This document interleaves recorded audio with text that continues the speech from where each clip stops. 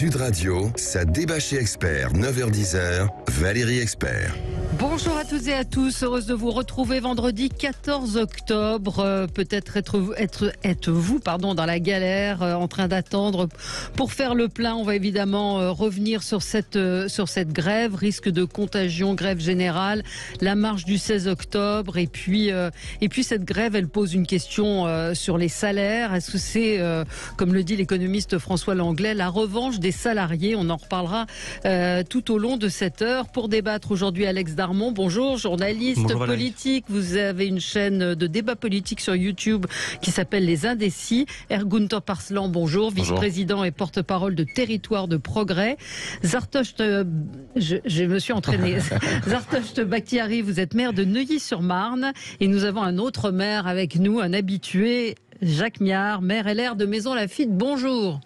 Salut et fraternité. Salut et fraternité à vous également, cher Jacques. Et donc, c'est une première pour Zartosht. Donc, on est heureux de vous accueillir. Tour de table de ce qui a retenu votre attention aux uns et aux autres. Jacques Miard, on va commencer avec vous. Écoutez, j'ai bien conscience que je vais aller un peu à contre-courant de ce qui est, je dirais, le leitmotiv sur les réseaux et sur les chaînes de télévision. On aime bien. Je suis assez scandalisé par, effectivement, la Zelensky mania. Car j'estime qu'aujourd'hui, cet homme, président de l'Ukraine, qui effectivement défend son pays, mais appelle à toujours avoir plus d'armes, et il est dans une escalade de guerre. Et je crois que c'est dangereux, parce que lorsqu'on rentre dans ce, dans ce processus, on voit très bien que les choses empirent chaque jour. Il ne s'agit pas de donner, raison, bien sûr, à Poutine, qui est effectivement un agresseur. Mais il n'en demeure pas moins que les choses sont un peu plus complexes que ça et que nous avons notamment une part de responsabilité dans cette crise. Il n'y a pas eu l'application des accords de Minsk et donc, et ça c'est l'Ukraine qui les a refusés, donc il s'agit aujourd'hui de ne pas entrer dans une escalade de guerre qui peut conduire dans le mur. Voilà pourquoi je dis attention, et quand la France fournit des armes et encore davantage, que les États-Unis, bien sûr, déversent des tombereaux d'armes parce que c'est une guerre russo-américaine, eh bien je dis attention, on va au casse-pipe. Oui, justement, on dit qu'on n'est pas en guerre. Maintenant, quelle est la situation de la France ou de l'Europe quand on fournit des armes? Quand on aide, on est co-belligérant, non? Est-ce qu'on est en train de faire la guerre sans le dire? On n'en est pas loin. Est-ce qu'on fait la guerre sans le dire? Bien sûr, c'est ce qui se passe. Surtout, on le fait par des proxys. Parce qu'on le fait par des Ukrainiens contre les Russes, qui sont certainement pas, on connaît les Russes. Je les ai pratiqués, moi, quand j'étais en poste à Berlin, et je me suis opposé fermement à eux, quasi physiquement. Donc, je les connais, ce sont des soviétiques, comme dit Hélène Carrère d'Ancos, mais il y a un moment, il faut éviter de rentrer dans cette escalade permanente. Mais est-ce que, justement, l'opinion n'est pas un petit peu en train de tourner sur Zelensky? Vous avez vu ce clip qui a été fait, je ne sais pas par qui, où des preuves d'amour. Après les chocolats, on demande des tanks. Non, mais quand on livre des armes, on fournit des armes, on est forcément un petit peu en guerre indirectement. Mais même quand vous entendez ce que dit l'Union européenne hier soir ou ce matin, sur le fait que si la Russie utilise l'arme nucléaire, la réponse sera tellement grave que ça anéantira Moscou. Ça veut dire qu'on se prépare possiblement à entrer en guerre. Il faut arrêter de mentir aux Français. C'est une guerre mondiale qui est en train de se jouer en ce moment. Alors pour le moment c'est une guerre froide, mais ça peut s'accélérer très vite. Et c'est pas que d'être alarmiste que de dire ça, c'est juste être réaliste. Et il faudra voir ce qui se passe dans les mois qui viennent. Voilà, tout simplement. Mais sur la position de la... Ça risque d'aller beaucoup plus vite que ça. Juste un point. Oui, Jacques Miard. Beaucoup de parce que je suis en relation avec un certain nombre de mes collègues, ex-collègues qui ont été ambassadeurs à droite et à gauche, et il est évident, ils pensent que de toute façon, Zelensky est hors de contrôle. C'est-à-dire, même si les Américains lui disent de se calmer, il va continuer. Et c'est ça qui est dangereux. Ce n'est pas à lui de mener notre politique étrangère. Or, c'est ce qui se passe. Oui, mais enfin, à partir du moment où on l'aide, c'est évident. Et puis il est en guerre en plus. Oui, Ergun Toparslan. Surtout sur Pardon.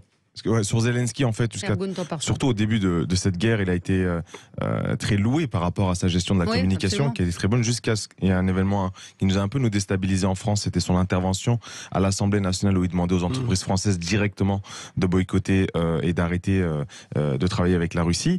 Et on sait que dans le contexte interne qu'il a, lui, avec une forte pression de sa population, il y a une grande partie du territoire qui est occupé, il y a des conquêtes qui sont en train d'être faites petit à petit, mais il a également une pression interne à gérer, et c'est vrai que la culture de la communication politique n'est pas exactement la même.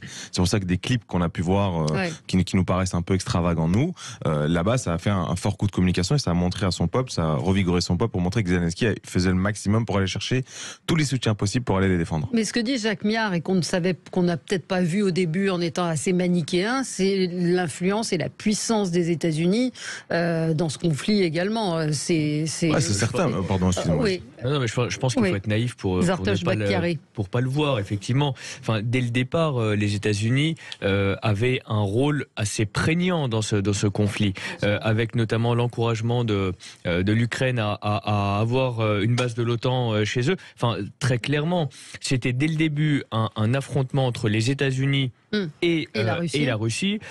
Et en fait, il y avait quelqu'un au milieu, c'était Zelensky, et effectivement, Zelensky, il faut quand même se dire une chose, c'est qu'il a son propre agenda. Donc pour moi, je pense que c'est très dangereux de se lier à toutes les actions et les réactions de Zelensky. Il faut quand même se dire une chose, c'est que nous, les Français, on doit d'abord et avant tout protéger les intérêts des Français. Aujourd'hui, on est en guerre, on subit cette guerre dans notre quotidien. On le voit avec les prix de l'électricité, on en parlera. On le voit avec toutes les conséquences que ça a sur notre économie à nous, mais aussi sur l'énergie, parce que derrière, faut quand même se dire que derrière le problème de l'énergie, il y a le problème de l'Allemagne qui a lié son destin au gaz russe, et qui aujourd'hui, pourquoi est-ce qu'on paye le gaz et l'électricité aussi cher? C'est parce que les Allemands importent du GNL issu du gaz de schiste américain, du gaz liquéfié américain, et on le paye extrêmement cher. C'est pas que pour l'électricité. Non, mais notamment, parce que le système européen fait qu'on paye l'électricité auprès du gaz qu'on importe. On a l'électricité la moins chère. Donc attention à ne pas lier notre destin à celui de Zelensky, parce que lui a son propre agenda. Oui. Vous voulez ajouter quelque chose, Alex Darmon? Bien sûr qu'il a son propre agenda, mais il faut quand même pas oublier le fond du problème. Il est en guerre, il a été attaqué, son pays a été attaqué, il répond parce qu'il fait la guerre, et je le souhaite à personne de devoir faire la guerre pour son pays à un moment donné, et puis après, les Russes répondent à leur tour, et c'est un engrenage. Donc je veux bien qu'on dise, encore une fois, nous on est en guerre, l'Europe est en guerre, et c'est une guerre mondiale, mais eux c'est de la guerre dure, ils sont sur le terrain, et leur agenda, je pense qu'ils le subissent plus qu'autre chose, vous savez. Donc il y a un moment donné, il faut quand même relativiser les choses, nous sur notre territoire, se dire que pour le moment on n'est pas en train d'envoyer des hommes, que eux l'ont fait, que les Russes ont mobilisé des hommes qui n'ont pas l'habitude de faire la guerre. On voit l'afflux massif aux frontières des Russes qui n'ont pas envie de partir à la guerre. Donc je veux bien qu'on dise aussi, monsieur Miard, que Zelensky joue avec le feu. Enfin, il joue pas. Il est dans le feu. Il fait la guerre. Il fait la guerre. Il défend ses habitants. Et j'espère qu'on ferait pareil, qu'un président de la République ferait pareil. Non, mais qui défendent ses habitants, c'est une chose. Après, un mot complémentaire. Alors, allez-y, Jacques Miard.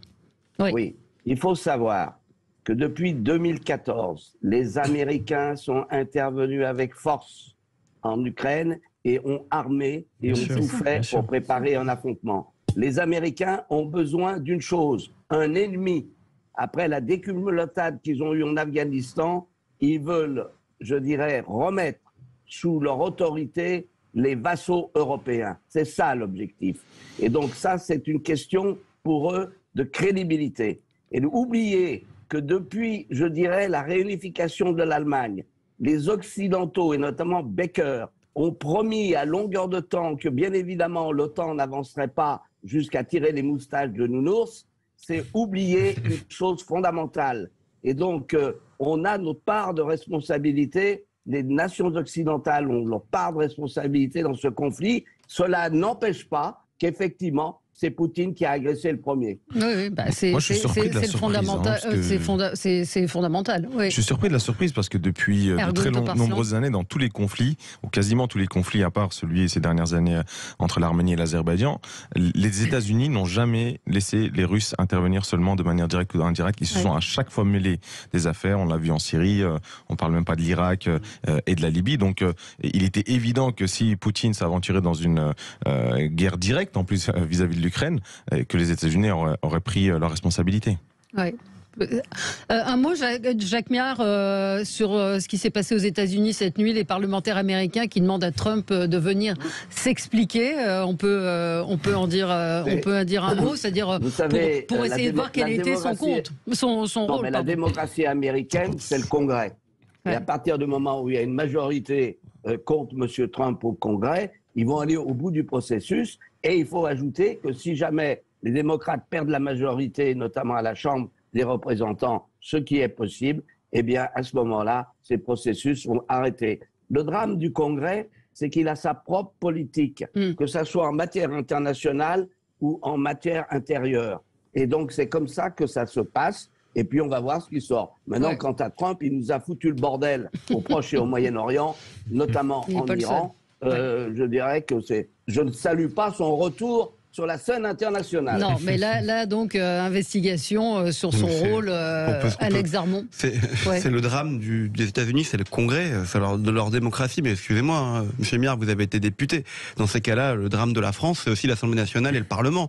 Parce que non, elle n'existe pas, l'Assemblée nationale. Non, mais vous n'y êtes plus, mais vous y étiez avant. Non, elle n'existe pas. Non, mais ne dites pas, elle n'existe pas. Alors, l'Assemblée nationale, si vous voulez, elle n'existe pas, mais le Sénat, il existe. Et le Sénat, il a eu un rôle de contre-pouvoir. Et donc, c'est aussi le Parlement. Il a convoqué pour Benalla, lors de l'affaire Benalla, il a convoqué Olivier Véran et Édouard Philippe.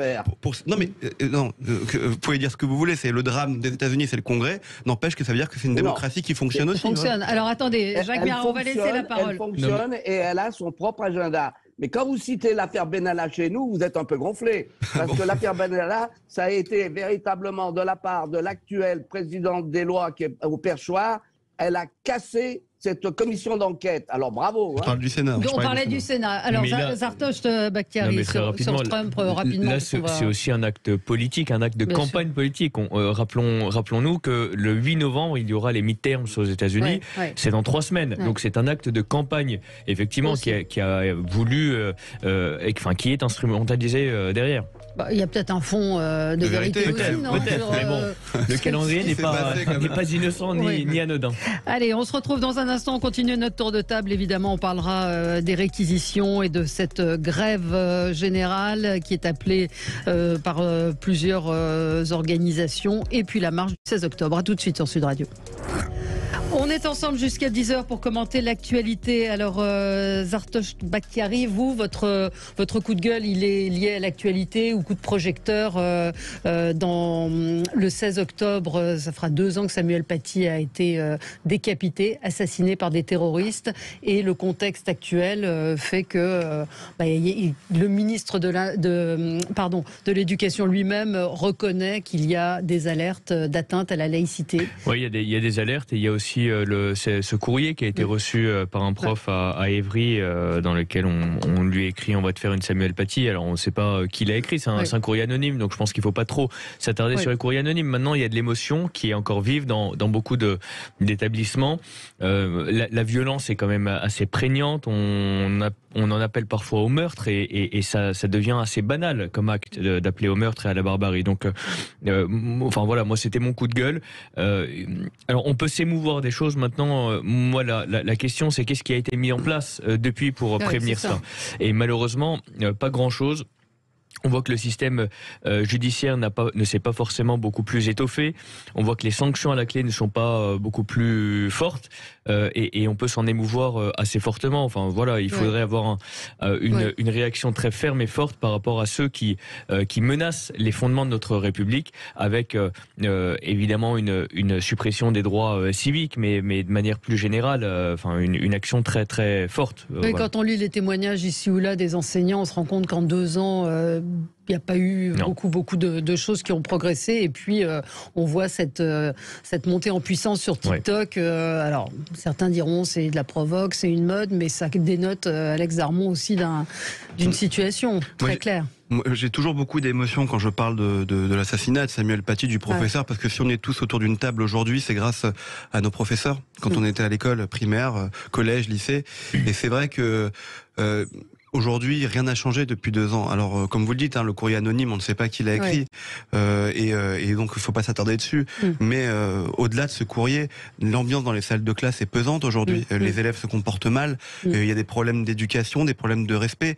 Oui, c'est de la faute peut-être, sans doute, du gouvernement, du ministre de l'Éducation nationale, mais c'est aussi la faute de la société. Je pense que il y a une violence quand vous regardez dans la société, quand vous allez au stade, quand vous sortez le dimanche, quand vous allez prendre de l'essence en ce moment dans cette période qui est compliqué. Il y a une violence qui s'est banalisée et qui fait que le modèle et l'exemple qui est donné aux plus jeunes, il est mauvais. Et donc à partir de là, cette lettre, si elle s'avère vraie, est terrible, mais tout le reste autour est terrible. Oui, tout le reste autour est terrible. Et le rôle des parents aussi aujourd'hui, il est absent. Donc c'est un modèle social qui a évolué. C'est un modèle social qui a évolué dans le mauvais sens. Et donc même si le gouvernement ne fait rien, je pense que ça commence aussi et avant tout dans la vie quotidienne. Et tant qu'on ne changera pas les habitudes, on n'arrivera pas à changer les habitudes.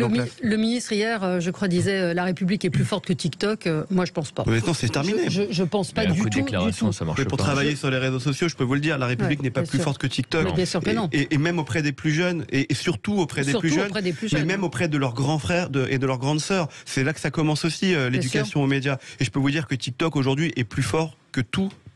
Bien sûr, parce qu'ils y passent 3 ou 4 heures par jour dessus. Donc Ergun, c'est vrai qu'il y a un malaise dans la société vis-à-vis de nos jeunes également. Il y a beaucoup de situations où on esquive le sujet.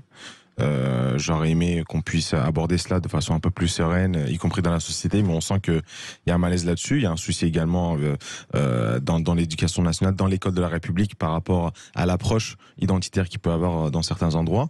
Et globalement, ça doit être notre chantier prioritaire pour l'avenir, parce que, comme ce qu'a dit tout à l'heure, c'est tout à fait juste, c'est qu'on est tous issus, on a réussi à faire quelque chose un peu de notre vie, c'est grâce à l'école républicaine, exclusivement à cela. Et aujourd'hui, l'espoir qu'ont les jeunes à travers l'école républicaine est de plus en plus faible. Donc on a un vrai sujet, et Samuel Paty, son assassinat doit être sanctuarisé. On voit qu'il y a quelques écoles qui commencent à porter son nom, mais je sens également que il y a certaines qui ont refusé. Il y a certaines qui ont refusé. C'est un sujet qui est pas évident non plus, y compris pour les professeurs devant les classes, quoi. Ouais. Et donc il y a un souci dans notre société. Jacques Miard. Vous savez, je veux dire, il a été dit qu'il ne faut pas tenir compte d'une lettre anonyme. Malheureusement, elle traduit une réalité. Et il y a, comme vous le savez, de la part de ces gens qui contestent les principes de la République et veulent imposer ce qui est la charia, il y a ce qu'on appelle la taqiya, et c'est-à-dire qu'ils avancent masqués. Donc il faut être extrêmement vigilant et extrêmement ferme. Et ce que je regrette, moi, c'est qu'on a beaucoup trop tardé à fermer, expulser des gens qui n'ont pas leur place dans la République. Mais là, on est au-delà de ça, Jacques Miard. Quand on voit donc 313 situations d'atteinte à la laïcité, il faut fermer, il faut réagir. Il faut que l'éducation nationale soutienne les professeurs, ce qui n'a pas été le cas, parce que c'était pas de vague. Donc c'est vrai qu'on a une responsabilité collective. Mais il faut faire de la résistance et il faut être extrêmement ferme. Ne rien laisser passer. D'accord, vous êtes dans votre bureau, moi je suis dans un studio, vous avez des enseignants qui sont face à des études. Ça s'est passé à côté de ma ville. Oui, je sais, à Conflans-Sainte-Honorine. Et donc, je peux vous dire que l'impact a été profond. Les Français, dans les 99%, ont senti ça comme un meurtre personnel. Je suis d'accord, il faut arrêter de renoncer, il faut arrêter de reculer, il faut être ferme, il faut accompagner. Enfin, si vous voulez, sur tous les terrains, partout où l'État ou les symboles de la République sont attaqués, en permanence, on recule et effectivement on dit il faut pas faire de vagues. Dans une autre proportion, parce que c'est quand même beaucoup plus grave, enfin l'assassinat de Samuel Paty est beaucoup plus grave, mais quand on demandait dans des circulaires aux policiers de ne pas intervenir quand il y avait des rodéos motos pour ne pas faire d'émeutes et de vagues, c'est la même chose, c'est exactement le même fond. Donc au bout d'un moment, arrêtons de renoncer, affirmons les principes de la République. Et condamnons et attaquons nous-mêmes ces barbares qui nous veulent du mal. Mais pour avoir fait beaucoup de documentaires sur le milieu scolaire et l'éducation nationale, pour moi il y a 2 choses. La première, c'est que l'éducation nationale, comme toutes les administrations en France, c'est très lourd. Il y a plein de couches de décisions, il faut passer, et il faut simplifier ça pour aller plus directement aux objectifs et au changement du système. Mais la deuxième chose, c'est plus actuel, c'est on critiquait Monsieur Blanquer, mais au moins on l'entendait. Oui, absolument. Au moins, on l'entendait. C'est ce que disait Dominique Schnapper hier dans l'Opinion. Elle disait j'ai beaucoup travaillé avec Blanquer, j'attends que Pape Ndiaye me contacte. C'est ça le problème, c'est que honnêtement, on l'entend jamais, ce monsieur. Non. Et il est ministre de l'Éducation nationale, qui est quand même le premier budget. C'est pire. Mais alors, hier, il y a eu un truc formidable, c'est que dans Le Monde, il y a eu une grande interview de lui, et je crois qu'à aucun moment on ne parle de cette lettre et on ne parle des atteintes. La laïcité. Ouais, pas de cette manière. Il est idéologiquement en porte-à-faux. Il est idéologiquement en porte-à-faux. Alors, il a fait toute sa carrière sur la défense des minorités, y compris le voile. Mais vous savez, je vous conseille, et c'est Noémie Alioua qui nous en parlait hier, cet article dans l'Atlantico écrit par le géopoliticien Alexandre Del Valle qui parlait du terrorisme djihadiste au terrorisme intellectuel, des coupeurs de tête aux coupeurs de langue. Allez lire cet article, et c'est sur l'autocensure et l'autocensure sur Frappé au coin du bon sens. Absolument. Allez, on va revenir dans un instant sur l'actualité beaucoup plus terre à terre, enfin, quoi que ça le soit aussi de l'essence, des grèves, des appels à la grève générale, aux négociations. C'est à suivre sur Sud Radio. Il est 9h26. Restez avec nous. Sud Radio, ça débat chez Expert, 9h-10h, Valérie Expert. Avec vous sur Sud Radio, avec Alex Darmon, Ergun Toparslan, Jacques Miard et Zartocht Bakhtiari. Alex Darmon, on va parler de la marche du 16 avant de parler de la grève de Total et des syndicats. Donc cette grève du 16, qu'est-ce que vous vouliez nous dire? Moi, ça me fait, franchement, à chaque fois que je viens sur votre plateau, je dis ça me fatigue, j'en ai marre, mais c'est la vérité. Non, mais je veux bien tout ce qui est, on va marcher, on va manifester, mais c'est pas une marche, c'est pas une manifestation. On y a mis un peu tout ce qu'on pouvait y mettre, l'inaction climatique, la vie chère. Si l'équipe de France de football n'avait pas été bonne, on aurait peut-être mis ça à l'intérieur aussi. Bon, voilà, il y a un moment donné, c'est un événement politique, c'est préparé depuis le mois de juillet par la France Insoumise. On sait très bien qu'il y a un hashtag qui a été créé, tu fais quoi le 16, 3,5 millions de tweets, des affiches qui ont été distribuées, des cars qui sont prévus pour rapatrier les gens sur Paris dimanche dans la journée.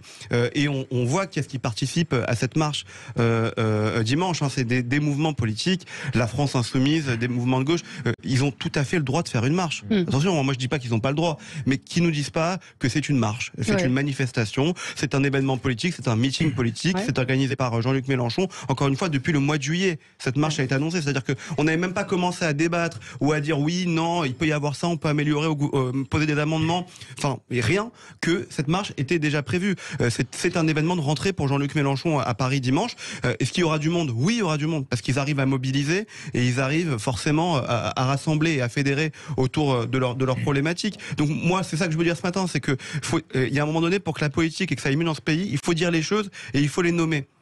Tant qu'on fera pas ça et qu'on jouera avec la mentalité des gens, bon. Mais il y a des choses qui se sont agrégées autour de cet appel. Oui, bien sûr. Mais bien sûr. Mais vous pensez qu'il y aura du monde? Moi, je pense qu'il y aura du monde. À partir du moment où vous le préparez, s'il n'y a pas de monde, ça veut dire qu'ils se seront plantés, que ça sera un échec. Et là, ça sera vraiment compliqué lundi matin pour Jean-Luc Mélenchon et ses équipes. Moi, je pense qu'il y aura du monde. Ils annoncent 100 000 personnes. On nous dit qu'il y aura à peu près 70 000 personnes. C'est beaucoup, 70 000 personnes, si c'est le cas. Oui, moi, je suis assez d'accord. C'est une action politique, d'un mouvement politique.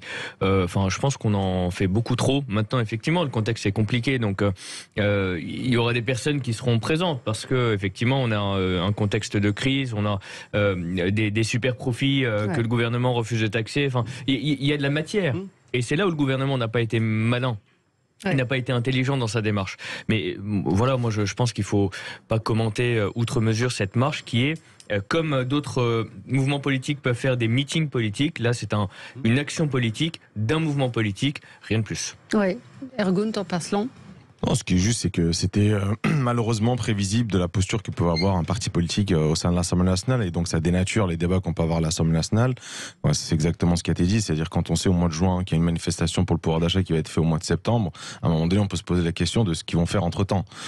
Donc maintenant, s'il y aura du monde, il y aura du monde forcément avec toute la mobilisation qu'ils ont faite, mais quel sera l'impact politique, on peut en douter, surtout l'impact concret pour le pouvoir d'achat et le salaire de nos concitoyens, il sera quasiment minime. Au-delà de ça, j'aurais préféré qu'une opposition puisse s'opposer, faire des propositions et agir politiquement au sein de l'Assemblée nationale. Mais là, même pas 2-3 semaines après l'ouverture des débats à l'Assemblée nationale, rassembler tout le monde dans la rue, c'est une liberté, ils ont le droit, mais je crois que son efficacité sera moindre. Oui, Jacques Miard, cette marche ?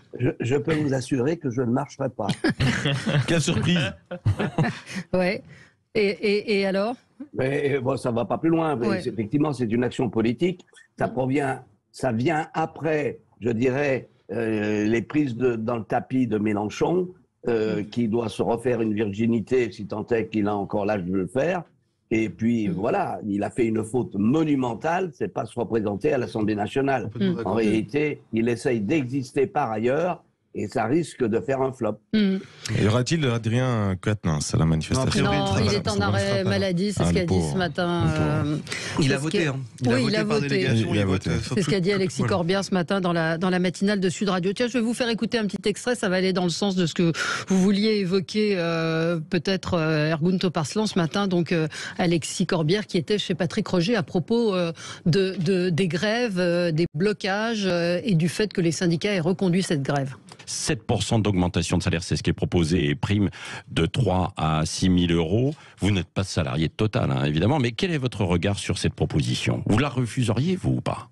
Si les organisations syndicales qui ont le plus d'influence et qui sont les plus représentatives de ceux qui sont en grève disent non, il faut les écouter. Ce qui compte, c'est la réalité. Le plus représentatif, en fait, non, mais je parle sur le terrain, les piquets de grève. C'est ça la réalité. Réalité, c'est les gens qui se sont mobilisés, qui ont créé ce nouveau rapport de force, cette nouvelle ambiance.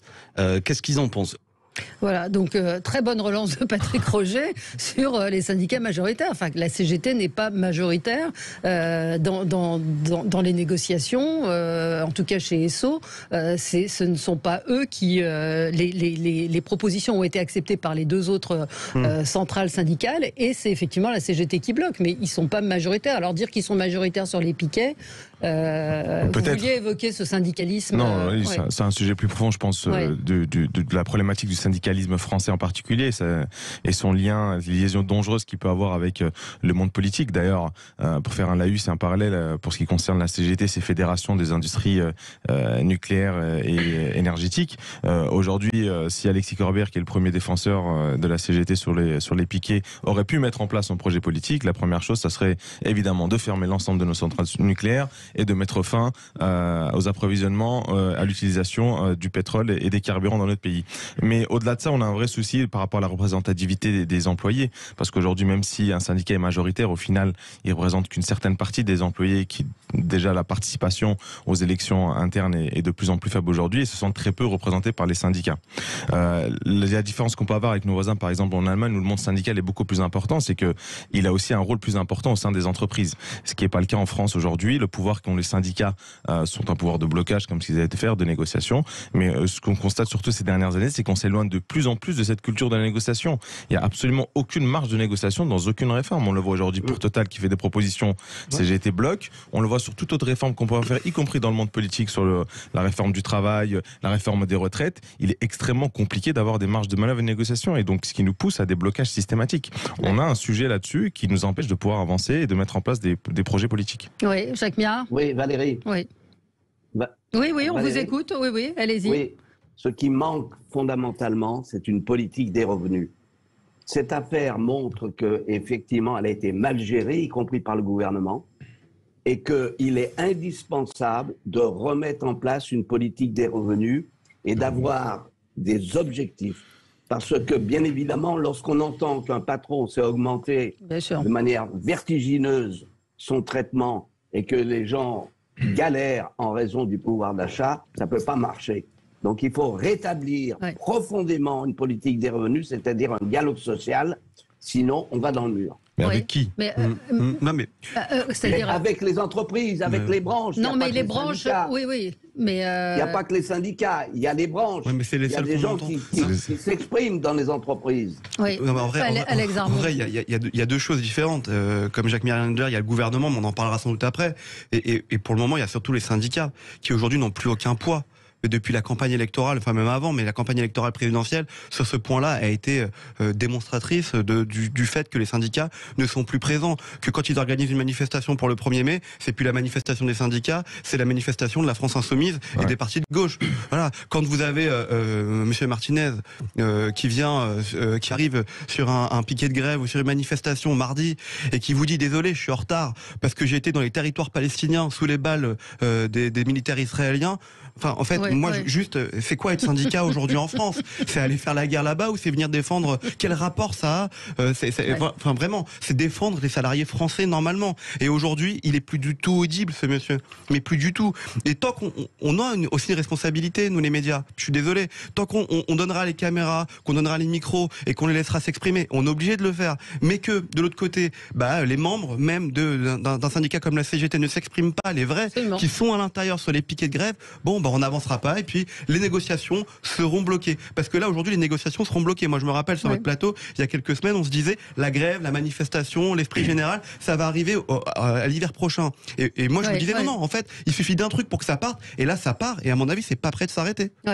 Je suis totalement d'accord. Là, effectivement, on a une poignée de personnes qui paralysent le pays. Enfin, faut quand même s'en rendre compte. C'est une poignée de personnes qui paralysent tout un pays, qui créent des scènes de guerre aux stations essence, enfin, qui créent vraiment des choses qui sont inacceptables. Je pense que là-dessus, le gouvernement doit gouverner. Effectivement, il doit. Typiquement, la réquisition, elle est indispensable. On ne peut pas laisser ces personnes-là qui sont ultra minoritaires faire la pluie et le beau temps sur un tiers du pays. Mais de manière plus générale, moi je pense qu'effectivement, là c'est le moment peut-être de relancer le débat. Parce que dans les coupables, il y a le gouvernement qui, à mon avis, met de l'huile sur le feu en disant Urbi et Orbi qu'on taxera pas les super profits, alors que, il y a un sentiment d'injustice qui est énorme dans la société. Bien sûr. On a aussi de l'autre côté l'entreprise qui se comporte, qui a des comportements inacceptables, qui met à genoux les Français, qui met à genoux les collectivités, qui met à genoux les entreprises avec des tarifs incroyables. Les boulangers, par exemple, disaient que s'ils devaient répercuter la facture de l'énergie sur la baguette, ce serait une baguette à 2,65 €. Rendez-vous compte quand même. Mais de manière générale, je pense qu'il faut relancer le débat sur la participation et l'association des salariés à la direction, ou en tout cas effectivement à la gouvernance d'une entreprise.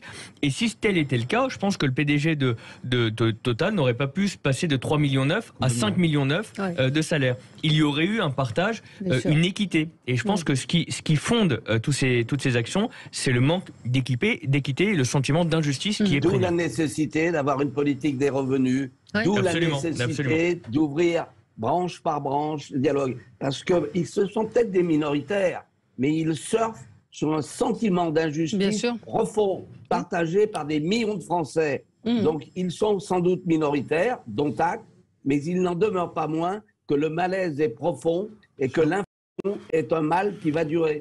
C'est certain. Le problème aussi, c'est qu'ils sont absolument instrumentalisés par le parti politique et notamment les partis politiques d'extrême gauche. Et ce qui pose un vrai sujet aujourd'hui. Aujourd'hui, la CGT des industries énergétiques n'a rien à faire avec des représentants de la NUPS. Et quand on entend Sandrine Rousseau qui était pour la fermeture de l'ensemble des sites nucléaires, appeler à la grève générale le 19, y compris sur les centrales nucléaires, etc. C'est pas pour améliorer le revenu, le niveau de vie de ces salariés-là. C'est pour fermer leur outil de travail. Donc aujourd'hui, il faut qu'on prenne conscience aussi, qu'on prenne un peu d'auteur, y compris dans le monde syndical, pour pouvoir faire avancer les choses. Absolument. On va marquer une pause et on se retrouve dans un instant pour continuer ce débat. À tout de suite. Sud Radio, ça débat chez Expert, 9h-10h, Valérie Expert. Et nous débattons avec Alex Darmon, Ergun Toparslan, Jacques Miard et Zartosht Bakhtiari. Nous parlons donc de ces blocages, de cette pénurie d'essence et de la contagion possible. Vous me disiez, Zartosht Bakhtiari, que vous pensez, vous, que ça peut s'étendre, que le mouvement de mobilisation peut s'étendre. Oui, absolument. Moi, je pense qu'on est vraiment sur un terreau qui est explosif. On est sur des braises incandescentes. Parce qu'on demande des efforts énormes aux Français. On demande aux Français de payer beaucoup plus cher leur caddie.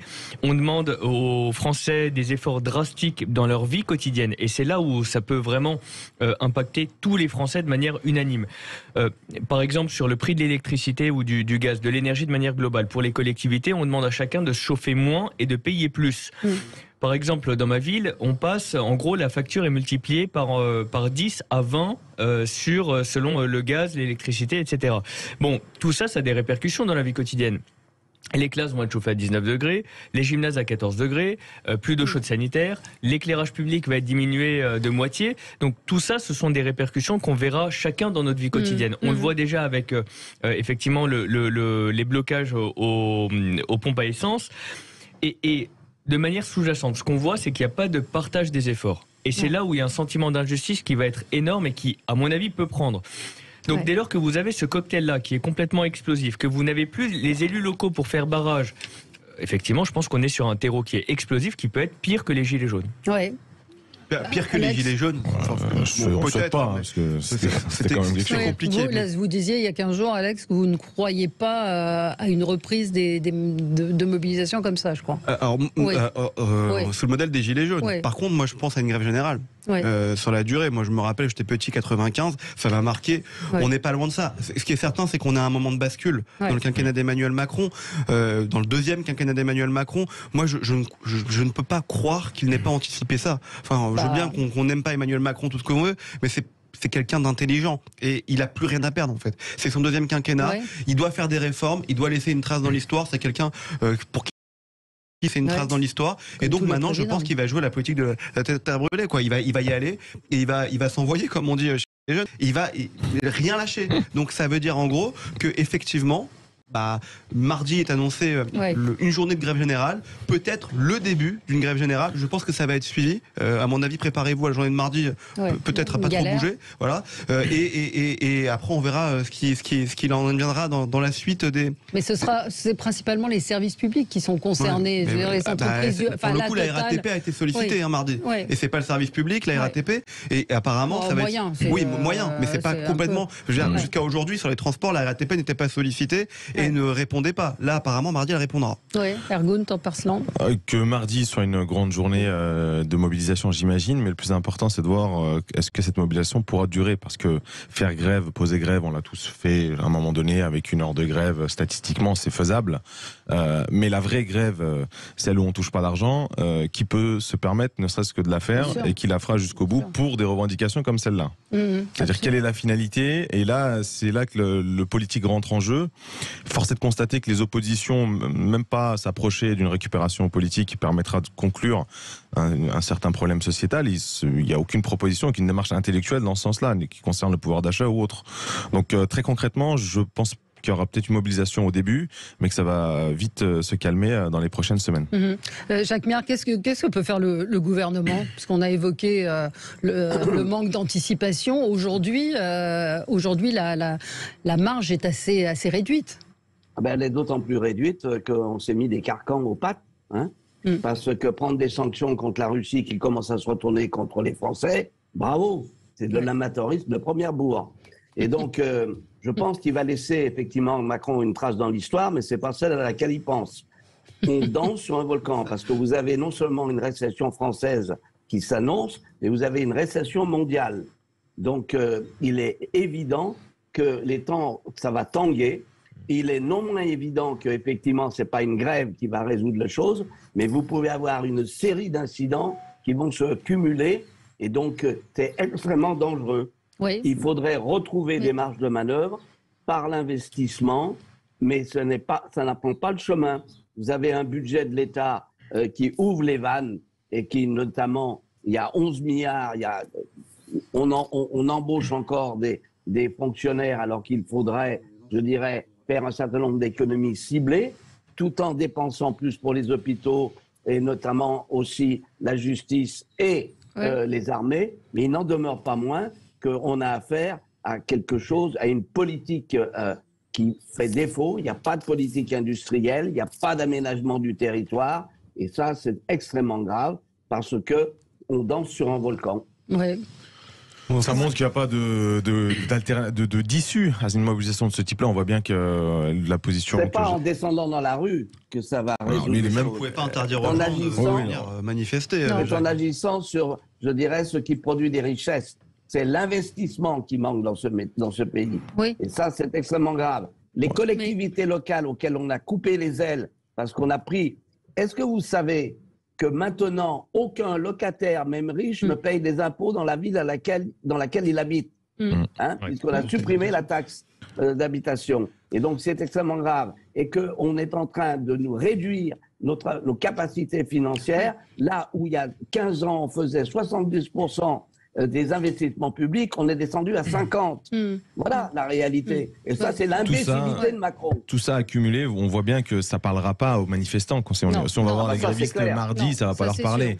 Et c'est ça, je pense, le vrai sujet. La volonté, comment vous l'interprétez, cette reconduction de la grève et la volonté de la CGT d'aller au bout. Il y a quand même d'autres syndicats qui ont accepté les négociations. On leur a proposé 7%. Donc CFDT, je crois. CFDT a accepté, effectivement. Et ils sont majoritaires avec la CGE, je crois. Oui, c'est quoi le bout pour CGT?